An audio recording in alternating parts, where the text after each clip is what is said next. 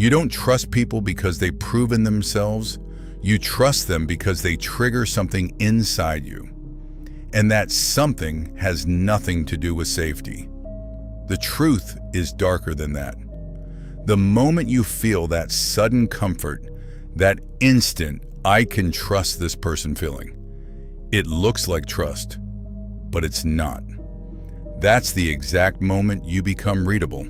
And right now, if someone is already on your mind, this is in theory. This is active. There's a very specific point where it starts. Not when they lie, not when they manipulate you, not when they hurt you. It starts when they understand you too quickly, too precisely.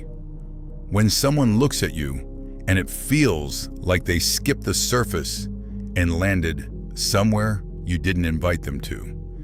And something in you relaxes. You stop scanning.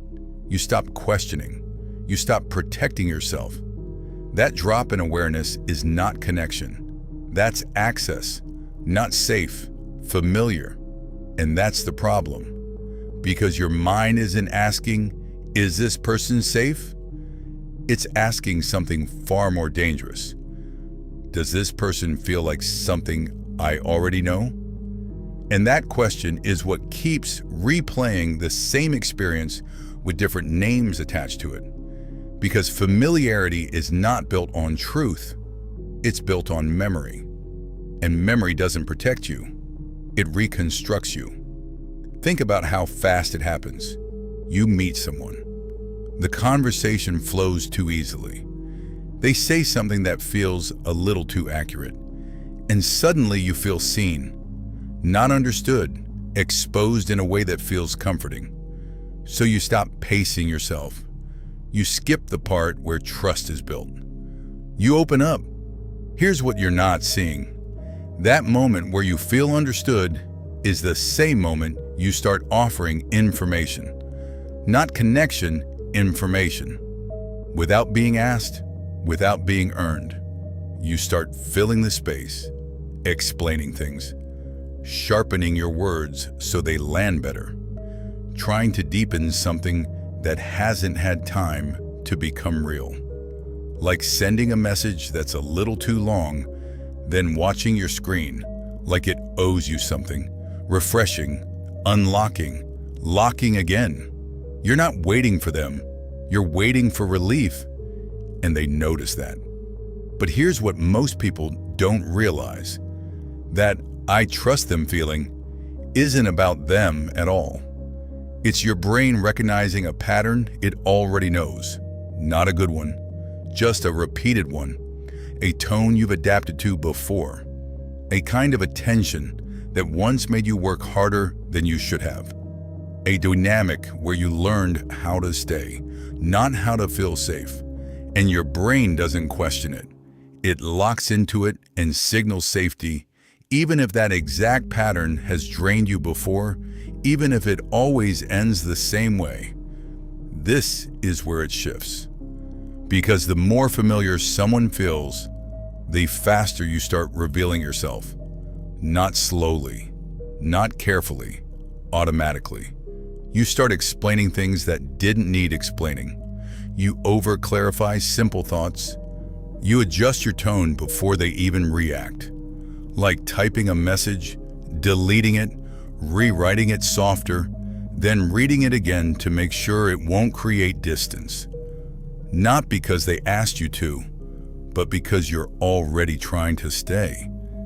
And they observe that. And this is where it becomes dangerous.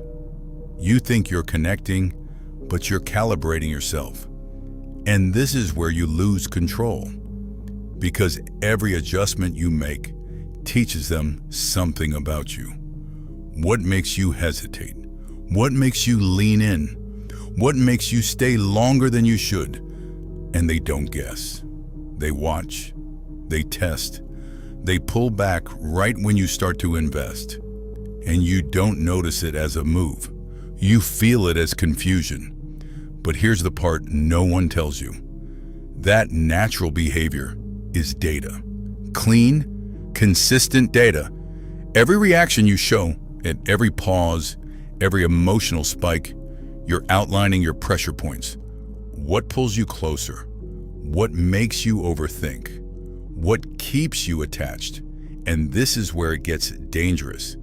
Because while you think you're building trust, you're building a pattern. And patterns can be used. Predictability isn't weakness, it's visibility. And visibility creates leverage. Not yours, theirs. You think you're being understood, but you're being mapped. And once someone maps you, they don't need effort. They need timing. They give just enough, then they remove it, and you feel it instantly. That slight delay, that subtle shift, that almost invisible coldness.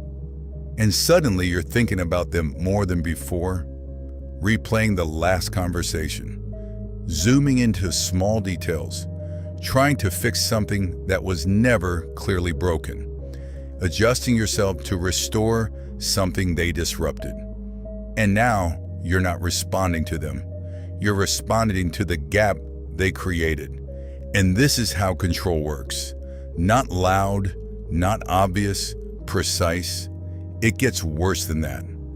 Because the more you feel connected, the more you start managing yourself. You reply faster than you want to.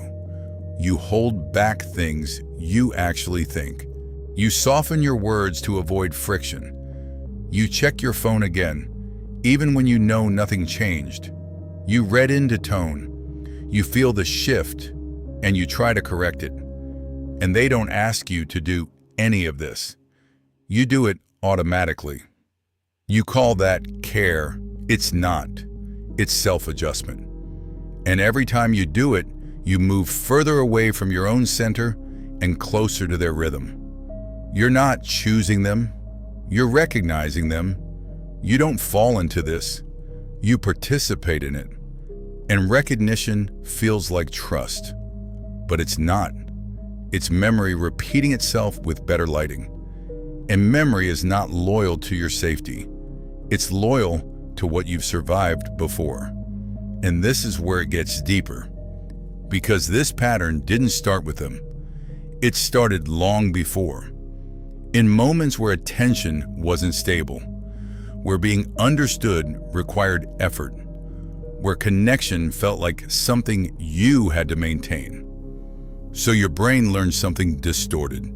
That intensity equals meaning. That inconsistency equals value. That emotional instability equals something worth holding on to. So when someone mirrors that pattern, you don't question it. You align with it. Because it fits, not because it's right. Here's what you're not seeing. That right feeling is your identity being confirmed. And your identity is built on repetition, not accuracy. So when something matches that internal structure, your mind protects it, even when it's costing you. It justifies behavior. It compresses red flags. It edits reality to keep the pattern alive. Because losing the connection feels worse than confronting it. And this is the part that traps you. Not them. You. Your perception. Your interpretation of what feels safe. Because dangerous people don't need to look dangerous. They just need to feel like something you've already accepted, and your mind will do the rest. It will complete the story. It will create depth. It will assign meaning where there isn't any. Because it wants coherence, even if it has to fake it. And by the time you realize what's happening, you're already involved, already invested, already attached, and attachment changes everything. Because now, it's not about truth anymore. It's about preserving the feeling. And that's when you stop questioning. Not because everything makes sense, but because questioning threatens the version of you inside that connection. And slowly, you start choosing the feeling over reality again and again and again, until it doesn't feel like a mistake. It feels like your pattern. Then it feels like your identity. Like this is just how you connect. Like this is just who you trust. But here's the part you avoid saying out loud. You're not attracting them. You're continuing something unfinished. You call it connection, but it's recognition repeating itself. And the most dangerous part is this. The next time it happens, nothing new will be introduced. No new tricks, no new signals, just the same pattern, meeting the same responses. And you'll feel it again. That calm, that pull, that certainty, and you'll call it trust again.